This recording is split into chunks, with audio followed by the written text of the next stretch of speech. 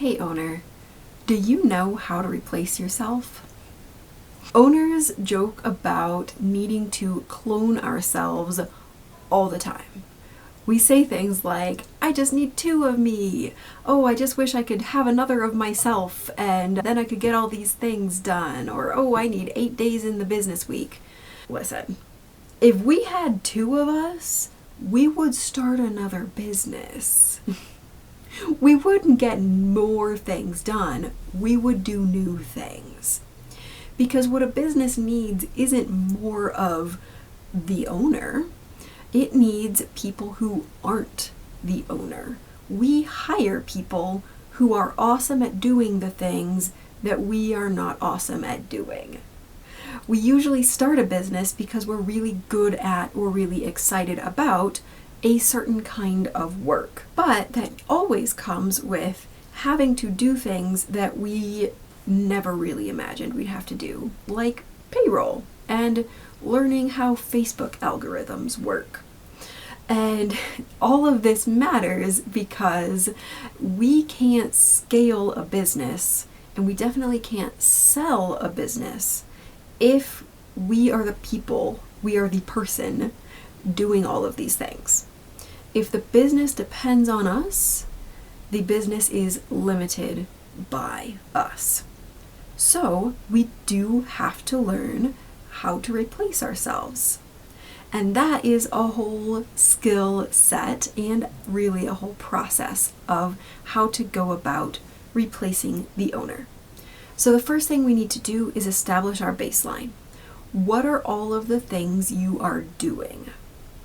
This is all of the ways that you are involved in project or service delivery, all of the back office work, all of the hiring, all of the marketing, the sales, the brand identity, the way that you communicate with your team, the way you communicate with your clients, all of the finance work that needs to happen.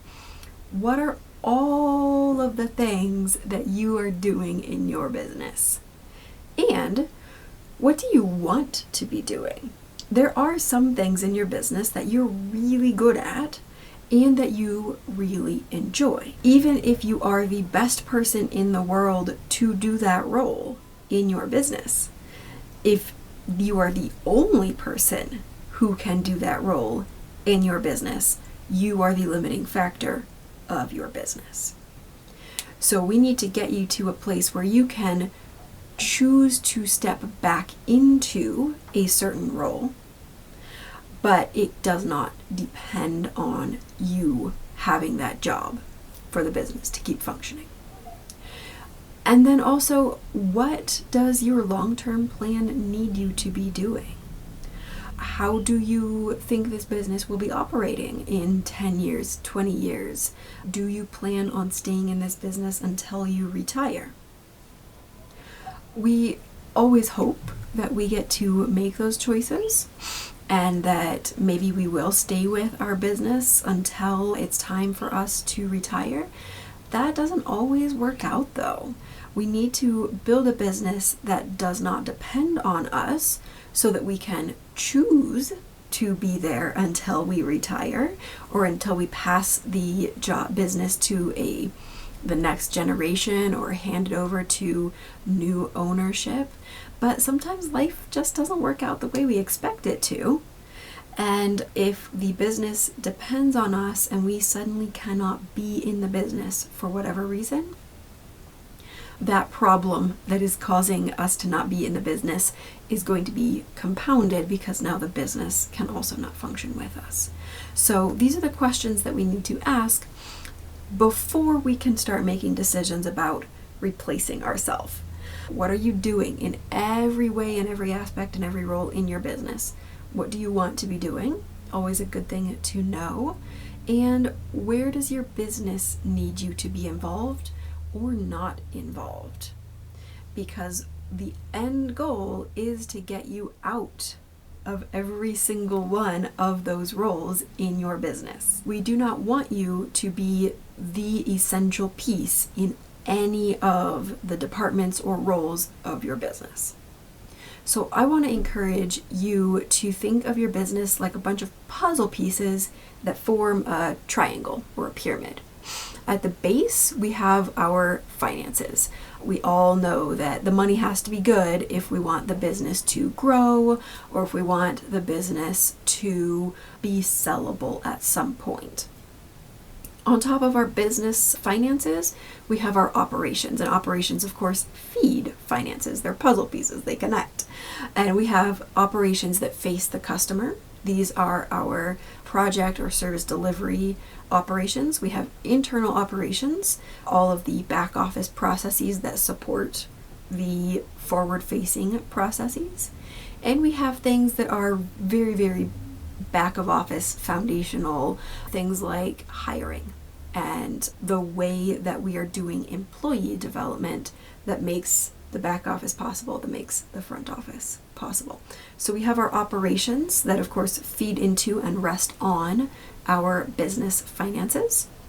And we have sales. Sales, of course, flows into operations. They bring clients into that operational level, which of course then flows into money. How are the sales operations happening? Who is doing the selling? Who is building the sales systems and making sales decisions and strategy decisions? On top of finance, operations, sales, we have marketing. How are we attracting, or how are we talking to people that become potential and eventual clients? And at the very top, we have our brand. How are we attracting people that our marketing speaks to? What is our identity in the world? So we've got our triangle here: brand, marketing, sales, operations, finances. What are you doing in each of these departments? How are you as the owner involved in each of those different roles in the company? Probably you're involved in a lot of different ways.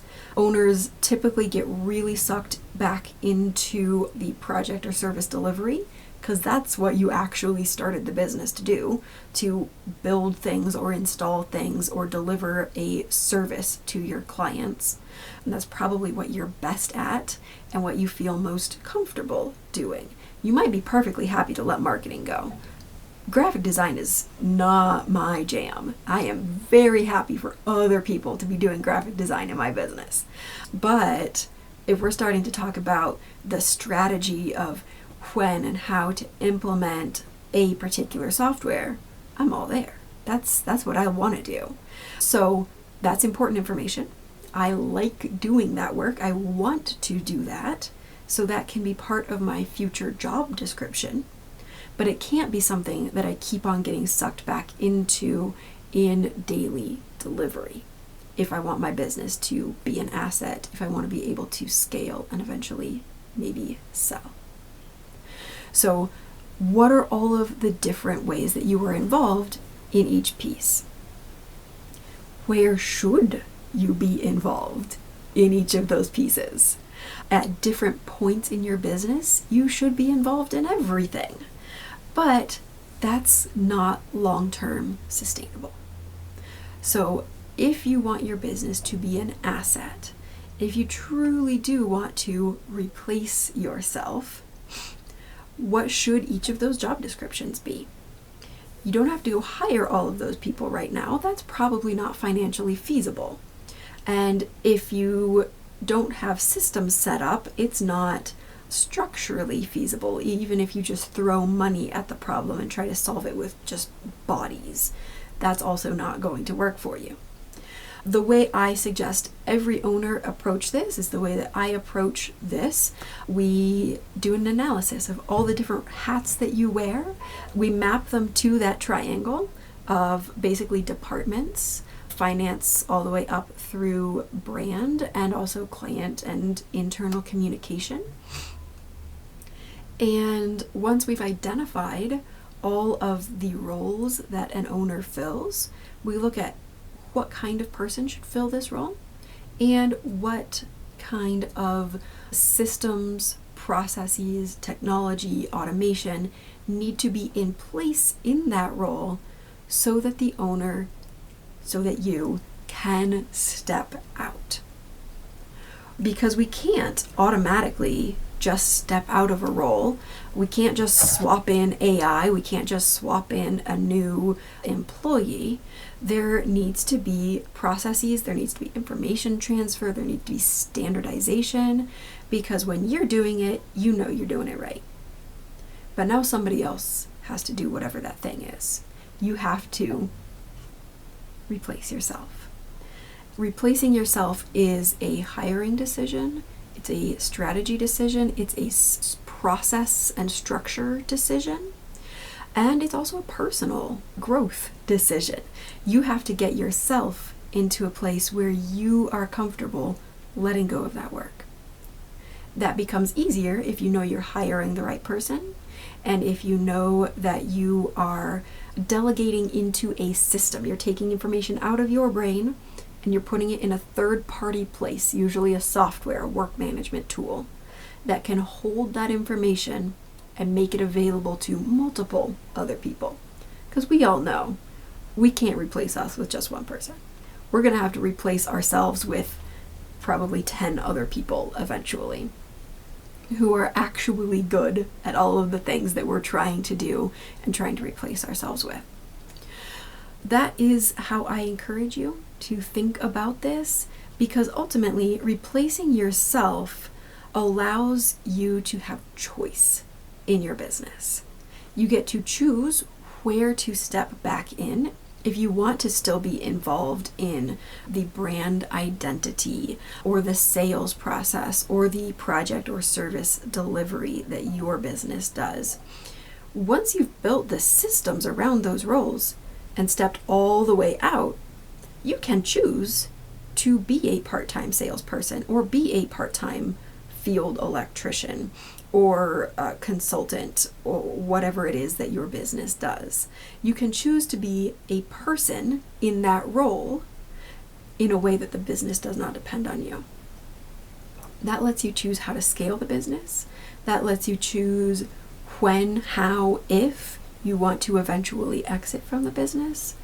Ultimately, it gives you freedom because you have choices, because you have replaced yourself. No matter what you hope for from your business and at whatever timeline, you do need to learn how to replace yourself. I encourage you to give it a shot.